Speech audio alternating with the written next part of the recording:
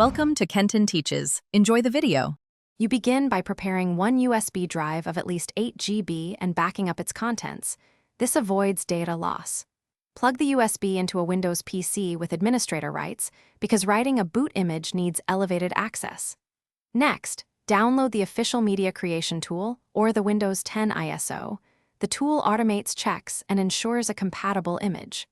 Once done, run the tool immediately. Choosing the tool reduces manual errors and saves time compared to burning an ISO by hand. You run the media creation tool and accept the license so the tool can fetch the correct files. Then choose Create Installation Media and pick Language, Edition, and 32/64-bit architecture based on the target PC. This matters because mismatched architecture won't boot. Make sure to select the USB flash drive option, not ISO, to let the tool format and copy files correctly. The tool downloads Windows 10, verifies integrity, and writes a bootable layout.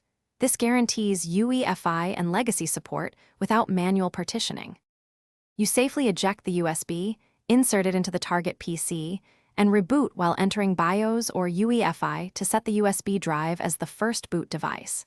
Save changes and restart.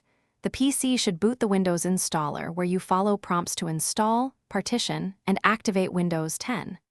If the USB is not detected, make sure USB ports are enabled. Try a different port. Enable Legacy, USB, or temporarily disable Secure Boot. These fixes address most boot recognition issues quickly. Thanks for watching. Please subscribe if this video was helpful.